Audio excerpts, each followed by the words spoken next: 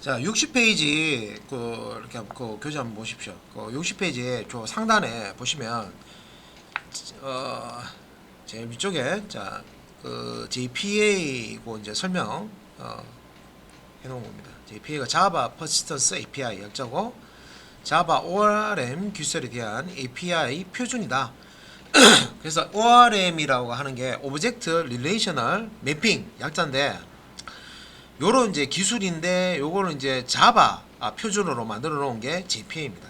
그래서 Java Persistence API 그러니까 ORM 기술을 자바 이제 표준 기술로 이렇게 이제 만들어 놓은 게 JPA 이다. 그래서 이 JPA는 Java ORM 기술에 대한 API 표준이다라고 이제 설명하고 있는 겁니다.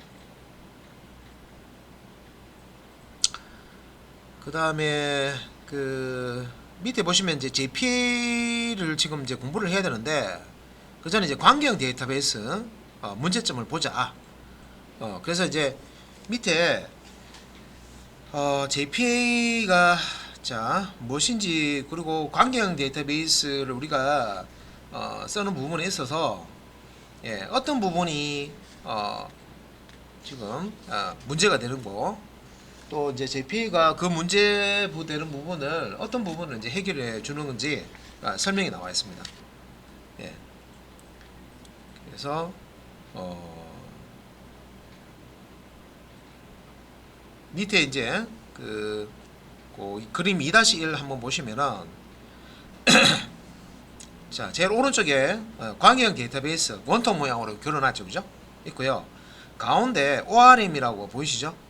여기 이제 ORM이라는 게 Object Relational Mapping 이라는 기술을 의미하는 거고요. 이걸 통해서 지금 이제 ORM을 이용해서 자바 객체와 광형 데이터베이스를 서로 매핑을 해준다. 자바 객체는 아시죠? 객체. 객체 당연히 알죠. 여태까지 계속 그걸 했는데, 그죠?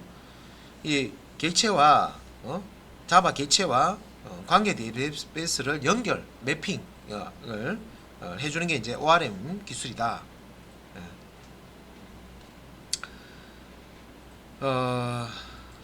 그래서 우리가 관계형 데이터베이스를 쓸 때 이제 단점, 문제가 되는 점을 2.1.1에 이제 첫 번째 문단이죠. 문단에 네 번째 줄 보시면 자바 객체를 첫 번째 문단의 네 번째 줄입니다. 자바 객체를 SQL을 통해 데이터베이스에 이제 관리하게 하고 데이터베이스에 저장된 데이터를 자바 애플리케이션에서 사용하려면 SQL을 통해서 다시 자바 객체로 변환하는 반복적인 작업을 해야 된다. 그래서 우리가 이 작업을 해봤습니다, 그죠? 그래서 데이터베이스에 우리가 테이블 안에다가 레코드를 이제 집어 넣고 그걸 이제 읽어와서 화면에 이제 출력할 때 보면 이제 자바 객체에 그 데이터베이스 테이블에 있는 레코드들을 하나씩 가져와서, 그죠? 그걸 이제 레코드를 담아 놓는 그런 이제 객체. 그래서 그 앞에서 DO 그러니까 우리가 이제 그 데이터 오브젝트라고 우리 앞에 교재에 있었죠, 그죠? 그래서 그런 이제 객체에다가 데이터를 이제 담아두고 다시 객체를 또 테이블에다가 저장하기 위해서 SQL을 통해서 코드 작업을 해서 이제 저장하고 요거를 이제 매번 반복을 해야 됩니다, 그죠? 그래서 이걸 누가 반복하느냐? 개발자가 SQL을 매핑하는 역할을 코드 작성할 때마다 이걸 이제 작성을 해줘야 되죠, 반복해서. 그 다음 이제 두 번째 문단에 또 다른 문제가 뭐냐? 객체와 관계형 데이터베이스 이제 패러다임의 불일치가 또 문제가 된다. 그래서 이게 이제 무슨 말이냐?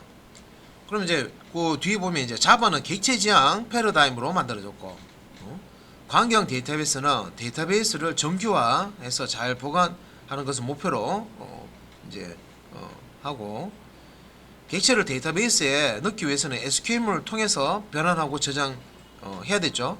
그리고 데이터베이스에서 이제 객체를 다시 꺼내오기 위해서는 복잡한 또 SQL 문장을 작성을 해야 됐습니다. 그래서 객체를 단순히 이제 데이터 전달 목적으로 사용할 뿐만 아니라 객체 지향적으로 이제 프로그래밍을 이제 할 수가 없다. 그래서 이제 객체 지향과 광경 데이터베이스 간의 패러다임이 불치리 이제 하기 때문에, 그래서 이제 나온 게 ORM 기술이다. 그렇죠? ORM 기술에 대한 이제 개념을 그림 2-1에 ORM을 이용한 자바 객체와 광경 데이터베이스 매핑이라고 해서 그림이 왼쪽에는 자바 객체가 보이고, 그죠? 오른쪽에 광경 데이터베이스가 있는데, 요 ORM이 일대 이제 매핑을 해주는 겁니다. 그래서 이제 61페이지를 이제 보시면은, 네. 그럼 이제 이렇게 ORM을 쓰면 뭐가 좋으냐를 이제 설명해 놓은 거예요. 그래서 객체는 객체 지향적으로, 데이터베이스는 데이터베이스대로 설계를 따로 이렇게 하는데, ORM은 요 중간 단계에서 이 두 개를 서로 연결해주는, 매핑해주는 역할을 ORM이 해주는 겁니다. 오브젝트 릴레이셔널 매핑을 ORM이라고 하는데, 이게 이제 객체 관계 매핑이라고 합니다. 그래서 이렇게 이제 매핑을 하면, 자, 이걸 이제 통해서, 자, 개발자는 소스를 조금 더 객체 지향적으로 이제 설계하고 비즈니스 로직에 집중할 수 있다. 여기서 비즈니스 로직은 뭡니까? 예, 실제 처리하는 코드 위주로 작성하면 된다 이 말이죠. 예. 그래서 앞에서 제가 챗GPT 가지고 이거 설명드렸잖아요. 이거 설명하는 거예요 지금. 예.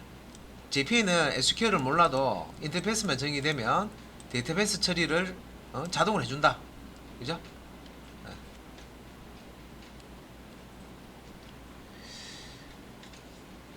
그래서 이제 그 61페이지에 그 두 번째 문단 고르게 보시면, 그래서 이제 요 JPA라는 거는 이제 ORM 기술의 표준 명세서로 자바에서 제공하는 이제 API를 얘기한다.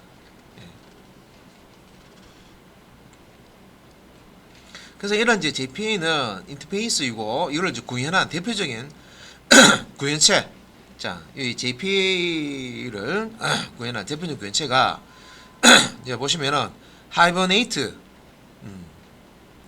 뭐 이클립스 링크, 뭐 이런 것들 뒤에 쭉 이렇게 나오죠 또. 자, 이런 것들이 이제 JPA 이제 구현체다.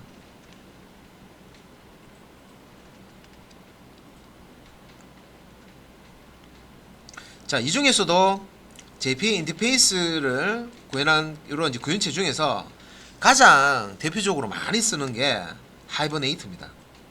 예, 하이버네이트. 예.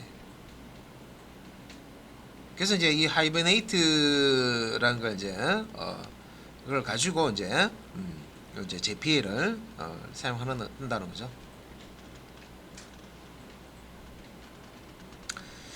그래서 이제 이렇게 JPA 이제 이 ORM 기술을 자바 표준으로 만들어 놓은 거고,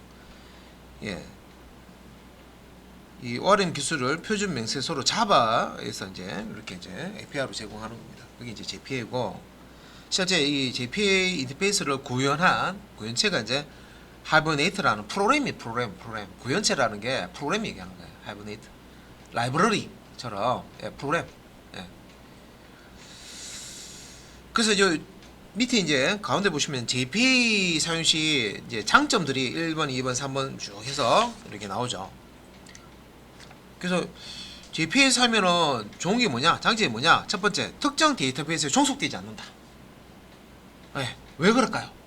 SQL 문장을 안 써도 돼. SQL 문장을 여러분들이 프로그램 할 때 SQL 문장을 안 써도 되니까 자바 코드만 알면 되죠. 그럼 말 그대로 이제 우리 처리하는 자바 코드 처리하는 부분만 쭉 작성을 하면 된다 이 말이에요. 그래서 자 1번에 그 JPA 사용 시 장점이라고 해서 자 이제 1번에 이제 특정 데이터베이스에 종속 되지 않는다. 그래서 밑에 설명을 한번 보면은 일단 이제 애플리케이션 개발을 위해서 데이터베이스로 이제 우리 오라클을 해봤잖아요, 그죠? 문제는 아닙니다, 그죠?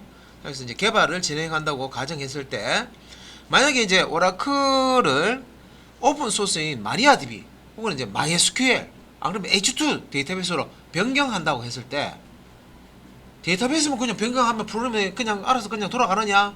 아니라는 거예요. 예, 왜? 같은 RDBMS라도 이 RDBMS 종류에 따라 가지고 서로 차이가 나는 부분이 있기 때문에 완벽하게 100% 그냥 자바 소스를 안 바꾸고 이렇게 전환을 시킬 수가 없어요. 그 얘기입니다. 그래서 만약에 오라클을 오픈 소스인 마리아DB 마리아DB가 MySQL하고 쌍둥이인 거죠. 여러분들이 MySQL 설치해 보셨잖아요. 마리아DB 설치해서 한번 이렇게 실행해 보시면요, MySQL하고 똑같아요. 그래서 이 마리아DB로 오라클을 마리아DB로 변경한다고 했을 때 데이터베이스마다 쿼리 문이 조금씩 다른 부분이 있어요. 다 다른 건 아닌데 다른 부분이 있어요, 그죠? 그래서 이런 부분 다른 부분을 다 수정을 해줘야 됩니다, 코드상에서. 예. 그래서 처음 이제 선택한 데이터베이스를 다른 데이터베이스로 이제 변경하려고 그러면 개발자가 붙어가지고요 코드 수정을 다 해줘야 됩니다. 예. 근데 왜 이게 문제가 되냐? 해주면 되지. 우리가 그 왜 공공기관에 SI 업체가 들어가지고요. 예를 들어서 뭐 100명, 200명이 팀을 막 수십 개를 나눠가지고요 만든 프로그램인데 이 만든 프로그램들이 하나가 아니란 말이에요, 그죠? 특정 공공기관에서 이제 쓰는 뭐 프로그램이 엄청나게 종류가 많잖아요, 그죠?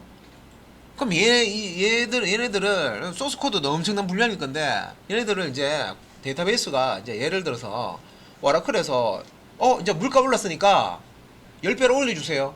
원래 오라클을 1억이었는데 10억으로 올려달래. 예산이 1억으로 딱 돼 있는데 그럼 어떻게 돼요? 돈이 없잖아요. 그럼 오라클 못 써. 그럼 어떻게 돼요? 시스템 중단돼요. 예, 오라클 돈 주고 이렇게 써야 되는데 못 쓰잖아요, 그죠?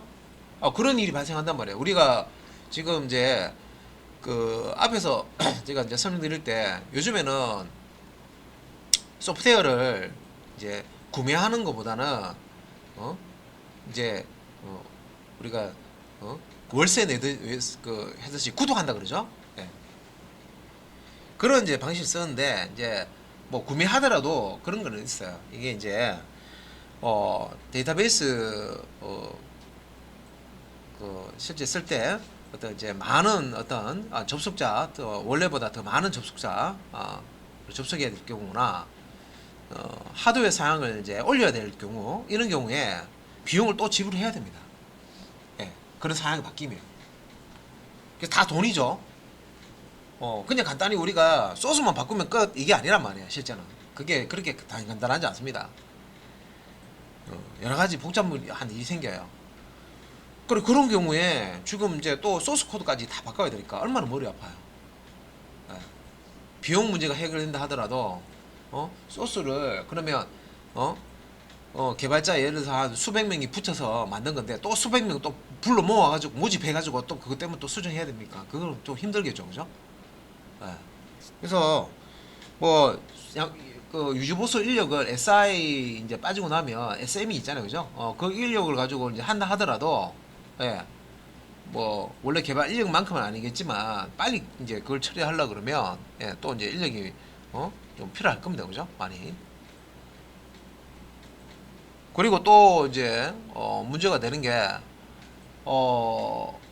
그 코드를 또 알아야 되죠. 유지보수하는 인력이 이 데이터베이스 종류가 바뀌니까 바뀐 종류를 다룰 수 있는 코드를 알고 있어야 돼요. 뭔 모르면은 그걸 또 익혀야 되죠. 그러니까 요런 문제가 지금 우리 교재에서는 지문으로 그냥 몇 줄로 딸랑 이렇게 나눴지만 사실 이제 우리가 현업 이제 가서 실제 프로젝트 할 때는 이거 때문에 문제가 생길 수 있단 말이에요.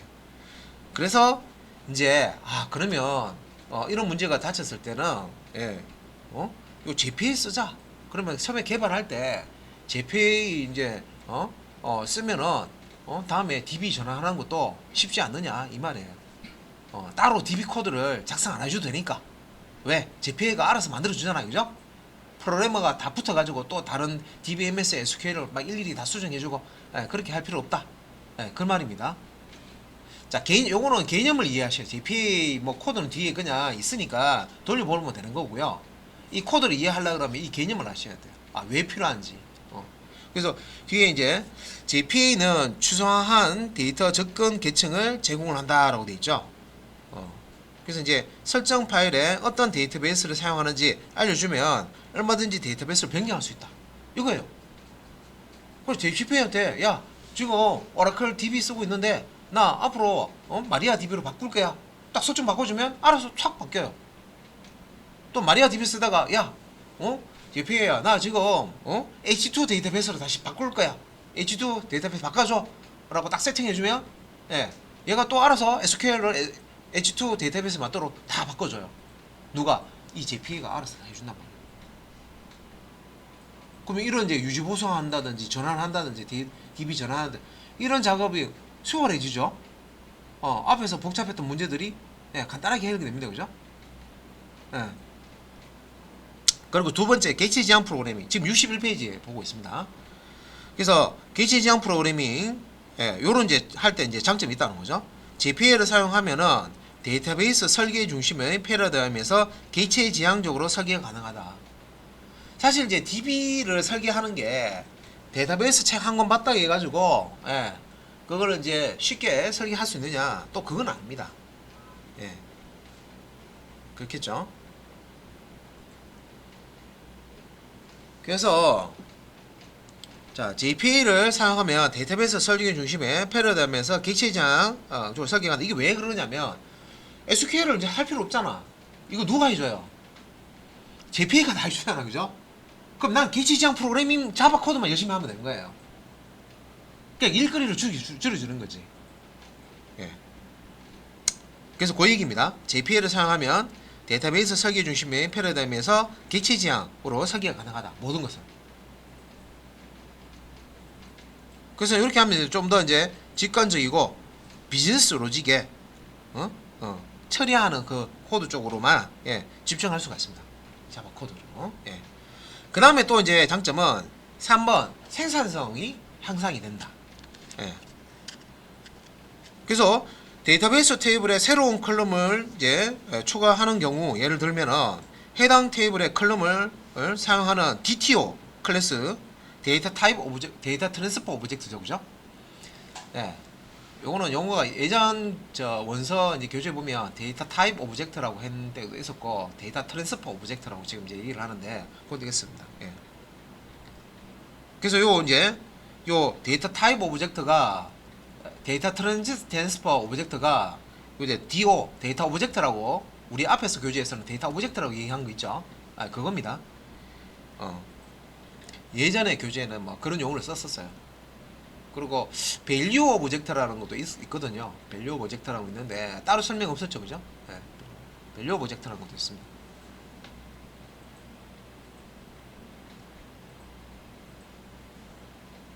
그래서 여기 이제 DTO 클래스 자, 요 DTO 클래스에 뭐가 있죠? 테이블과 1대1 대응되는 필드들이 있고 그 필드들을 이제 값을 읽고 이제 쓰고 하는 get와 set 메소드가 들어가 있었잖아요, 그죠? 그러니까 테이블에 특정 필드가 하나 추가가 됐어. 그러면 DTO 클래스 수정해야 되죠? 맞죠? 그죠? 모두 다 이렇게 변경해야 됩니다, 그죠? 테이블 하나 바뀌면 관련된 자바 코드 다 바꿔야 되잖아요, 그죠? 근데 JPA에서는 이런 이제 테이블과 매핑된 클래스에 필드만 추가하면 그래서 클래스 안에 필드만 하나 추가를 하면 쉽게 관리한다. 이 말이 무슨 말이냐면 이 클래스 그러니까 이게 내 설명에 여기 애노테이션이 이렇게 엔티티라는 애니스테이션이 있어요. 여기 우리 교재는 아직 여기 안 나와 있는 뒤에 가면 있을 거예요. 엔티티라는 요 엔티티 상에서 요 엔티티라고 붙이면요, 이 클래스가 데이터베이스하고 매핑이 됩니다. 예. 데이터베이스의 특정 테이블과 이제 매핑이 되는 거예요. 클래스가 하나 이제 테이블이 되는 거예요. 그래서 요 클래스에다가 필드를 하나 넣어주면요, 자동으로 JPA가 데이터베이스 연결되어 있는 데이터베이스 테이블을 그 규조도 바꿔줍니다. 신경 쓸 필요 없어요. 그 얘기입니다. JPA에서는 테이블과 매핑된 클래스에 필드만 추가하면 쉽게 관리가 가능하다. 유지보수 가능하다. 이 얘기입니다. 자, 그리고 SQL물을 직접 작성하지 않고 객체를 사용해서 동작하기 때문에, 그러니까 SQL 문장을 우리가 작성해서 하는 게 아니라 그냥 이런 규칙이 있습니다. 메소드 이런 규칙이 있는데 이런 규칙으로 메소드를 호출해서 쓰기만 하면 알아서 내부적으로 SQL 문장이 만들어져서 실행이 됩니다. 그래서 SQL 문장을 직접 작성하지 않고 객체를 사용하여 동작하기 때문에 유지배수 측면에서 더 좋고 재사용 측면에서도 좋다. 그리고 JPA를 쓰면은 이런 것들이 장점이 된다는 겁니다. 그러면 이제 장점이 있으니까 그러면 단점이 있겠죠. 제일 큰 단점이 뭐예요? 문법을 익혀야 되죠. 여러분들 JPA 개념 지금 이거 공부하고 계시잖아요, 그죠? JPA를 어떻게 쓰는가, JPA를 여러분한테 만들어 쓰라고 하면 여러분들 연구 개발하는데 몇 년이 걸릴 수도 있어요, 그죠? 근데 누구가 이 JPA를 만들어 놨잖아요, 이미, 그죠? 그러면 우리는 만들어 놓은 거 이용만 하면 되는데, 이용할 때 이용 방법을 이제 익혀야 되는데, 이것도 어렵다 한다는 거예요, 그죠? 보통 내용이 안 되면. 그죠? 그래서 어차피 이제 내가 누군가가 만들어 놓은 거 익혀서 쓰는 거는 쉬워요. 예. 근데 내가 직접 만들어서 쓰려면 더 힘들단 말이에요. 그게 지금 이제 그 얘기입니다. 예. 그래서 밑에 이제 JPA 사용 시 이제 단점, 장점이 있으니까 단점도 봐야 되겠죠. 일단은 이제 JPA 사용 시 단점은 1번 복잡한 쿼리 처리. 이건 뭔 말이냐, 생뚱맞게. SQL 문장을 알아서 그냥 생성해서 해주기 때문에 우리가 SQL 작성할 일이 없다 했는데, 복잡한 쿼리 처리 뭔 얘기냐 볼게요. 통계 처리 같은 복잡한 쿼리를 사용할 경우에는 SQL문을 사용하는 게 나을 수도 있다. 예. 그러니까 JPA가 맞는 건 아니다 이 말이죠. JPA가 맞는 건 아니. 그러니까 아주 복잡한 거는 그냥 이제 우리가 SQL 문장 배우셨잖아요, 그죠? 서브쿼리 배우셨죠, 그죠? 또 뭐 직계 처리하는 거 배우셨잖아요, 그죠? 그 이제 SQL 문장 안에 문장이 들어있고 문장이 들어있고 서브쿼리 들어있고 이런 게 뭐 한 페이지, 두 페이지, 세 페이지 되는 것도 있어요. 우리 연말 결산하는 그런 이제 프로그램 보면 SQL 문장이 막 종이를 출력하면요, SQL 문장 한 장 하는데 두 페이지, 세 페이지 되는 SQL 문장도 있습니다. 아주 길게, 아주 복잡한. 예. 뭐 통계 처리 같은 복잡한 SQL을 사용할 경우에는 SQL 문장을 직접 이제 사용하는 게 나올 수도 있다. 그래서 JPA에서는 네이티브 SQL을 통해 기존의 SQL문을 사용할 수 있지만, 그러니까 이게 자동으로 JPA가 SQL 문장을 다 만들어 주고요, 실행을 이제 해주는 게 좋잖아요, 그죠? 좋은데 수동으로 수동 전환, 우리 왜 비행기도 그 파일럿이 다 조정하는 거 아니죠? 일단은 이제 하늘에 딱 뜨면은요, 자동 모드로 딱 저장하죠. 그러면 알아서 이제 GPS하고 이렇게 딱 보면서, 그죠? 딱 그 목적지 정해 놓으면 그쪽으로 막 날아갑니다, 그죠? 자동으로 날아갑니다, 그죠? 근데 이제 중간에 비행기 엔진이 하나 고장났어. 그럼 어떻게 돼요? 수동 모드로 딱 전환해가지고 직접 막 이렇게 몰잖아요, 그죠? 영화에서 그런 거 많이 보셨죠? 자동 모드에서 수동 모드로 이렇게 바꿔. 그런 것처럼 JPA도 이런 이제 SQL을 직접적으로 기술을 해주고 실행하는 이런 이제 수동 모드가 가능하다, 그런 뜻입니다. 자, 61페이지 제일 밑에 보고 있고요. 그 JPA 지금 이제 단점 보고 있죠. 복잡한 쿼리 처리라고 했는데 이게 단점이라고 했는데 뭐냐 이거 설명하고 있습니다. 그래서 JPA에서 통계 처리 같은 복잡한 거 할 때는 SQL 문장 쓰는 게 더 낫기 때문에 JPA 쓰는 것보다 이제 SQL 문장을 직접 쓰는 게 낫다. 근데 JPA에서는 이제 네이티브 SQL 통해서 기존의 이제 SQL문을 사용할 수 있다, 수동으로 하는 것처럼. 있지만 이렇게 이제 할 수는 있지만 특정 데이터베이스에 종속된다. 자, JPA의 장점이 뭐예요? 특정 데이터베이스 종속 안 된다. 그죠? 오라클 쓰다가, 마이스퀘어 쓰다가, 마리아DB 쓰다가, H2DB 쓰다가 전환이 쉽게 할 수 있다 하는 이게 좋은 건데 JPA가 코드를 SQL을 우리가 작성하지 않고 내부적으로 알아서 다 처리해 주니까 그죠? 이게 좋다는 건데 특정 DBMS에 종속되지 않는다는 거죠. 근데 이제 직접 SQL을 이렇게 쓰게 되면 특정 DBMS에서만 돌아가는 SQL이다. 그러면 다른 DBMS로 못 바꾸잖아요. 그죠? 예. 스위칭 하려고 그러면 어떻게 돼요? 개발자 불러가지고요. 관련된 거 다 수정해야 되죠. 코드를. 다 뜯어 고쳐야 됩니다. 그죠? 그래서 이제 특정 데이터베이스에 종속된다는 요런 이제 단점이 생깁니다. 그래서 이제 이를 이제 보완하기 위해서 SQL과 유사한 기술인 JPQL이라는 거 또 씁니다. 이제 JPA에서 이제 또 사용하는 JPQL, QL이 뭡니까? 쿼리 랭귀지겠죠. 그래서 특수한 용도로 이제 JPA에서 쓰는 이제 쿼리 랭귀지 JPQL 요런 이제 기술도 제공을 합니다. 자, 그다음 이제 62페이지에 요 이제 JPA의 사용 시 이제 단점 성능 저하 위험이 있다. 자, 성능 저하 위험. 그 밑에 이제 보면은 객체 간의 매핑 설계를 잘못했을 때, 객체 간의 매핑 설계를 잘못했을 때 성능 저하가 발생될 수도 있다. 자동으로 해주는 건 참 좋은데 그죠? 이런 이제 매핑 잘못하면 성능 저하가 발생할 수도 있고 자동으로 생성되는 쿼리가 많기 때문에 개발자가 의도하지 않는 쿼리로 인해서 성능이 저하될 수가 있다. 그러니까 여러분들 챗GPT로 코드 생성해 보셨잖아요. 커서 같은 걸로 코드 생성해 보셨잖아요. 한 방에 내가 알아서 그냥 간단한 거 만들어주면 만들어주긴 하는데 내가 원하는 대로 만들어라고 이렇게 하면 한 방에 안 만들어질 수 있죠. 엉뚱한 코드 막 만들어지잖아요. 그런 것처럼 그런 부작용 있잖아요. 그죠? 정확하게 지침을 주고 탁탁탁 이렇게 안 해주면 엉뚱한 결과가 나올 수가 있죠. 그런 것처럼 요것도 이제 JPA 쓸 때 내부적으로 우리가 자바 메소드 형태로 이거 실행해줘 라고 하면 내부적으로는 그 메소드에 해당하는 SQL 문장을 생성해서 얘가 자동으로 실행해 준단 말이에요. 그러니까 이때 이제 개발자가 의도하지 않은 어떤 쿼리가 만들어져 가지고 실행이 되면서 성능 저하를 일으킬 수도 있다. 그런 시간. 그 다음에 이제 세 번째는 학습 시간. 뭔 학습 시간이 단점이 되느냐? JPA를 제대로 사용하려면은 이 JPA를 공부를 해야 되죠. 그죠? 그런데 우리 앞에서 서블리시나 JSP 가지고 프로그램 만들 때 이미 SQL 문장 써서 프로그램 다 해봤잖아요. 그죠? SQL 문장 써서 이미 이제 여러분들 웹 프로그램 할 줄 아시잖아요. 그죠? 그런데 또 공부해야 되잖아. 이미 내가 SQL 공부를 해가지고 웹 처리하는 거 다 할 줄 아는데 JPA 개념을 쓰기 위해서 또 JPA 또 공부해야 되잖아요. 그죠? 그만큼 또 시간을 또 들여야 됩니다. 그러면 또 이걸 또 간단한 기능만 쓰는 게 아니라 세부적인 기능까지 또 디테일하게 이렇게 쓰려고 그러면 이 JPA를 잘 사용하기 위해서 세부적인 기능까지 다 또 공부를 해야 돼요. 그래서 JPA를 잘 사용하려고 그러면 충분히 또 이제 시간을 또 이제 여러분들이 써야 됩니다.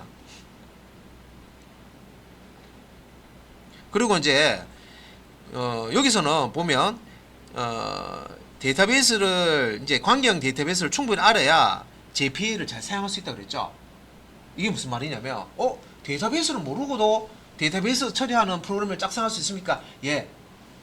그러니까 JPA가 일단은 자바 메소드 가지고 SQL 문장을 자동으로 생성해 가지고 내부적으로 이제 실행해 주는 그런 이제 메커니즘이죠. 그래서 그런데 개발을 처음 하는 입장에서 SQL은 모르고 DB 설계는 모르고 이 처음부터 JPA를 쓴다고 생각해 보세요. 그러니까 업무 하다 보면은 이제 막힌다는 거죠.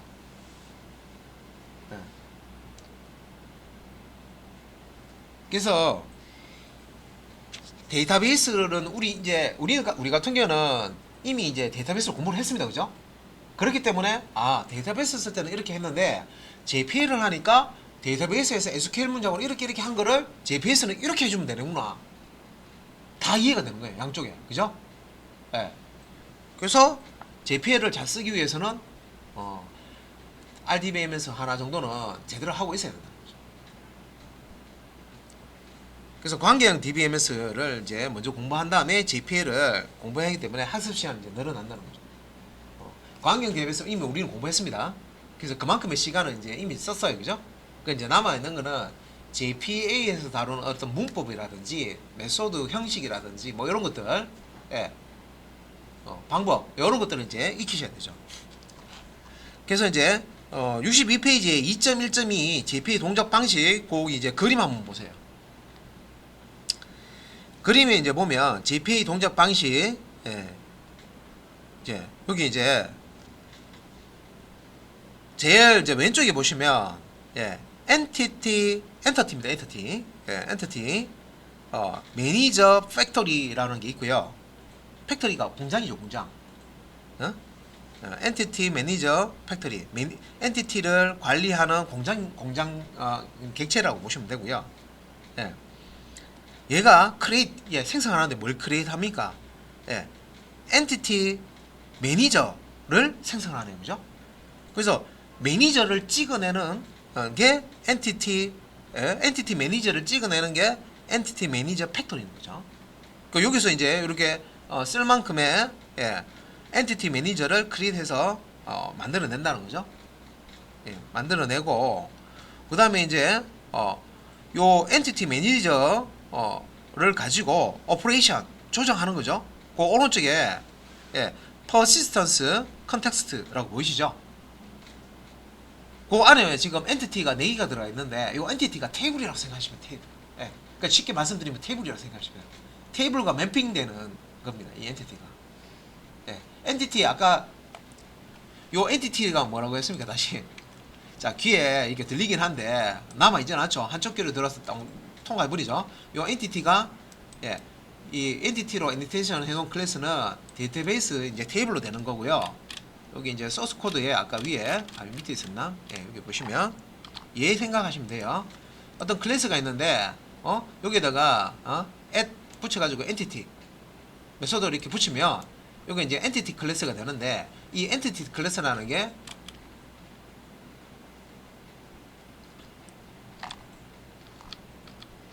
요거 얘기하는 거예요. 엔티티 클래스라는 게 엔티티 붙이면 데이터베이스 테이블로 이제 되는 거예요. 얘가. 예, 매핑이 되어 있으니까. 예.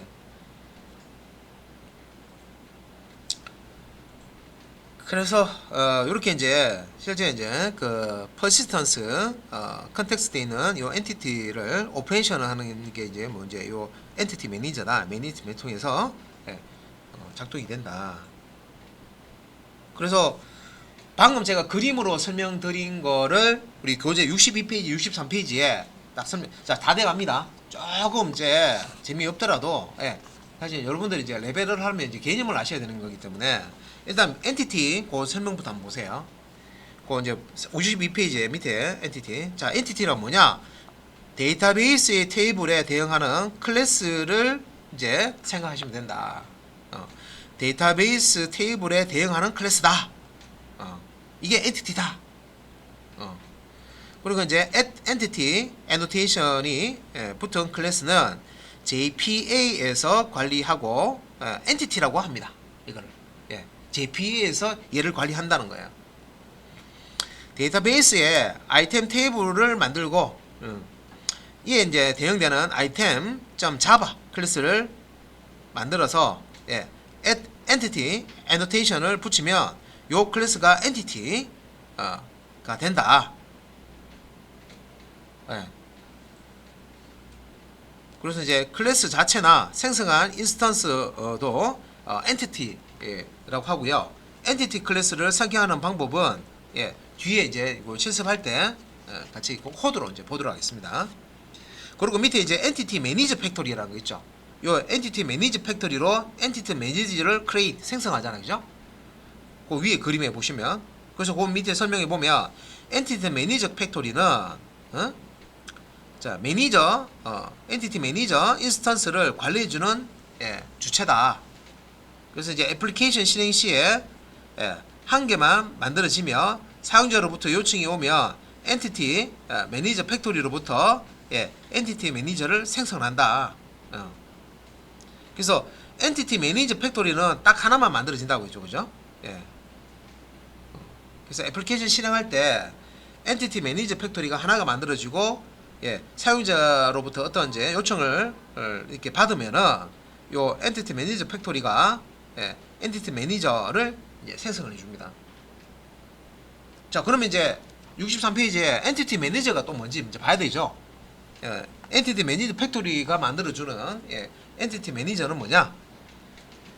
그래서 엔티티 매니저란 영속성 컨텍스트에 접근하여 자, 그 옆에 그 그림하고 같이 보시면 돼요. 이 그림 2-2에 JPA 동작에 보시면 엔티티 매니저 가운데 있죠, 그죠? 그래서 오른쪽에 보시면 persistence 컨텍스트 되어 있습니다, 그죠? 여기 이제 영속성 컨텍스트라고 한글로 번역해 놓은 거예요. 한글로 그냥 번역해 놓은 거예요. 영속성 컨텍스트가 그 그림의 오른쪽에 persistence 컨텍스트를 이제 번역해 놓은 거예요. 그래서 자, 엔티티 매니저라 영속성 컨텍스트에 접근하여 엔티티가 테이블이라고 했죠? 엔티티에 대한 이 엔티티 클래스가 테이블과 매핑이 되어 있단 말이에요. 연결이 있단 말이에요. 그래서 이 엔티티에 대한 데이터베이스 작업을 제공한다. CRUD 하는 거. 그래서 내부적으로 데이터베이스 커넥션을 사용해서 데이터베이스에 접근을 하고 엔티티 매니저의 몇 가지 이제 메소드를 한번 보면 밑에 보시면 이제 find, persist, remove, flush 이런 이제 메소드가 있는데 그 find 그 설명 한번 보면 메소드가 find 뭐 하는 거냐? 뭐 찾는 거겠죠, 그죠? 검색하는 거겠죠. 그래서 이제 보면은 영속성 컨텍스트에서 엔티티를 검색하고 영속성 컨텍스트에 없을 경우에는 데이터베이스에서 데이터를 찾아 영속성 컨텍스트에 저장해 준다. 자, 요런 역할을 하는 게 find 메소드입니다. 자, 영속성 컨텍스트. 그다음에 이제 persist.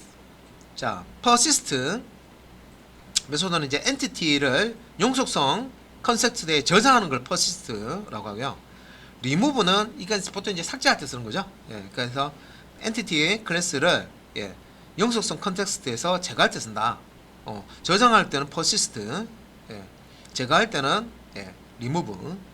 다음 플러시 메소드는 영속성 컨텍스트에 저장된 내용을 데이터베이스에 반영해 주는 거. 실제 이제 물리적인 데이터베이스 테이블에 반영해 주는 게 플러시입니다. 그래서 요 persistence 컨텍스트가 물리적인 데이터베이스 테이블과 1대1 대응되어 있는 클래스의 이제 객체라고 보시면 되는데 얘가 실제 물리적인 데이터베이스의 테이블과 1대1 매핑이 됐단 말이에요. 그래서 어떤 이제 CRUD 작업을 다 하고 나서 그 CRUD 한 결과물을 실제 물리적인 데이터베이스 테이블에다가 저장하는 작업할 때 이 플러시라는 메소드 쓰는 거예요. 그래서 이제 설명에 플러시 메소드는 영속성 컨텍스트에 저장된 내용을 데이터베이스에 반영한다. 이렇게 이제 설명한 거죠. 그러면 이제 영속성 컨텍스트는 뭐냐? 그 이게 그림에 보면 persistence 컨텍스트가 조금 옅은 이제 하늘색으로 이렇게 배경에 이렇게 박스 있죠. 그거 얘기하는 거예요. 엔티티 그걸 이제 둘러싸고 있는 거. 그래서 자, 영속성 컨텍스트는 JPA를 이해하기 위해서 영속성 컨텍스트, persistence 컨텍스트라고 하죠. 요거를 이제 알아야 되는데, 그 JPA의 어떤 그 원리를 아시려고 그러면 이제 요 부분을 이제 이해를 해야 되는 거죠. 그래서 엔티티를 영구 저장하는 환경으로, 엔티티를 영구 저장하는 환경으로 엔티티 매니저를 통해 영속성 컨텍스트에 접근한다. 이제 엔티티 매니저를 통해서 이제 접근을 하는 거죠. 엔티티를. 그래서 엔티티 생명 주기라고 해서요. 사람이 이제 이렇게 태어나 가지고 뭐 이렇게 성장해서 그죠? 또 이제 또 늙고 나서 그다음에 이제 이렇게 죽잖아요, 그죠? 예, 그런 것처럼 프로그램도 이렇게 이제 라이프 사이클 생명 주기가 있습니다. 그래서 63페이지 밑에 이제 그림 이제 이렇게 보시면은 예, 그 이제 그 왼쪽에 new 이렇게 이제 있고요. 그 엔티티를 요 persistence context 예, 요 영역에다가 이제 저장하는 예, 그런 이제 메소드가 persist죠. persist. 그래서 new 해가지고요. 그 상태에서 이제 이렇게 이제 저장하게 되면 관리가 됩니다. managed 상태가 되고요. 요 엔티티 매니저에서 관리가 되겠죠. 그리고 이제 그 아래쪽에 이제 보시면 persist 그다음에 remove 화살표가 있는데 remove라고 하면 removed 상태가 되고요. 이걸 다시 이제 persist 하면 managed 상태가 되고, 만약에 이제 remove 한 상태에서 removed 상태에서 플러시 해버리면 이 플러시는 이제 반영하는 거죠. 실제 물리적인 데이터베이스에 반영하는 겁니다. 매니지드 상태에서도 플러시 하면은 데이터베이스에 바로 저장된다 생각하시면 되고요. 만약에 이제 find 메소드를 쓰면은 물리적인 데이터베이스에 있는 내용을 가져와서 persistence 이 컨텍스트 영역에다가 저장을 해줍니다. 그리고 이제 detached라고 있는데 그래서 이제 detach 메소드나 clear 메소드나 close 하면 detached 상태로 가는 거고요. 대신 이제 detached 상태에서 merge 하게 되면 manage 상태로 managed 상태로 이제 이렇게 이제 상태가 바뀝니다.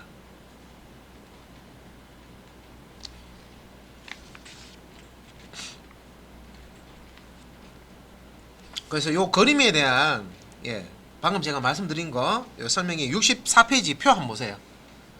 표. 따로 코드 그냥 바로 가면 좋겠는데, 그죠? 뭘 자꾸 설명하냐 하는데, 코드를 어차피 이해를 하시려면 요걸 이제 보셔야 됩니다. 그래서 그 64페이지 위에 엔티티 생명주기 세부 내용이라고 해서요. 비용석. 그러니까 비용석 상태에서 용석 상태로 이제 갈 때 앞에서 이제 persist라고 이렇게 이제 메소드 실행했죠.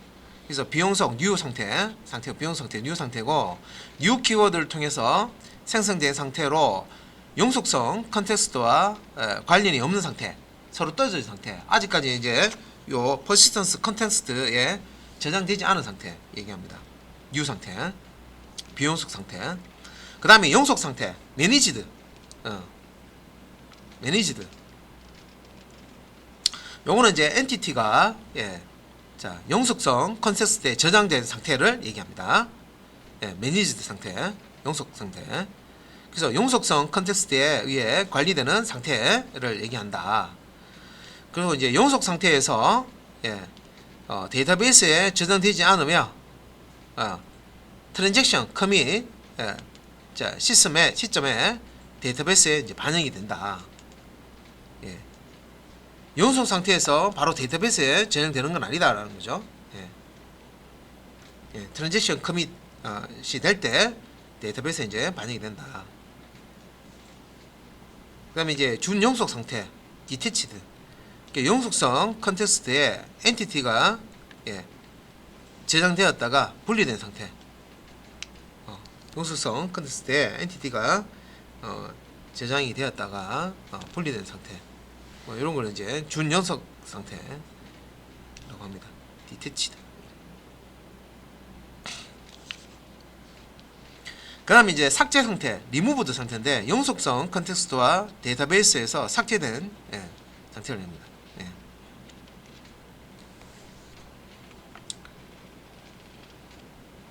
그래서 조금 어렵죠, 그죠? 그래서 우리 교재에서도 그 밑에 보세요, 설명에. 요 개념들을 직관적으로 한번 보고 이해할 수 있는 개발자는 많지 않다. 뭔 소리야? 막 이렇게 나온단 말이에요, 그죠?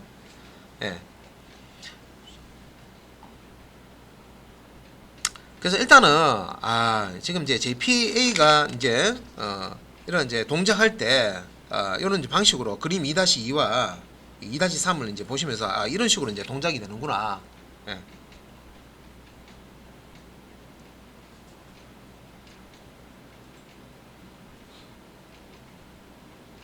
그래서 이제 그 밑에도 보시면 이게 이제 이렇게 설계를 이제 해놓은 거는 이제 추상화를 해서 그렇다. 예.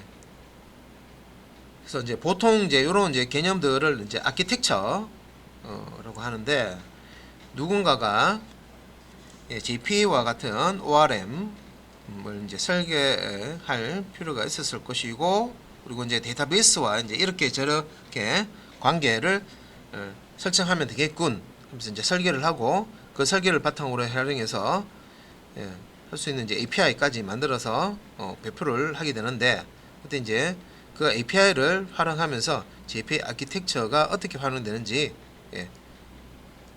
자, 확인해야 된다. 그래서 밑에 이제 위에 이제 설명이 있고요.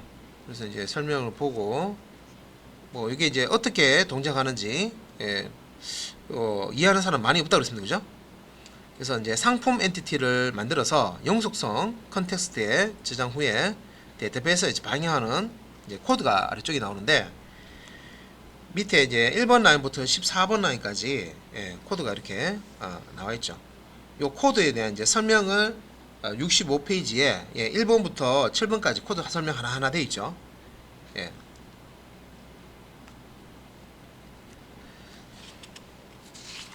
자. 그래서 이제 요 코드가 뭘 의미하는지 한번 쭉 같이 보고요. 그 다음에 영속성 컨텍스트 사용 시 이점이라고 해서 그 이제 이유가 있는데, 일단은 요 코드부터 한번 같이 들여다보고 그리고 이제 65페이지, 66페이지 설명까지 같이 보도록 하겠습니다.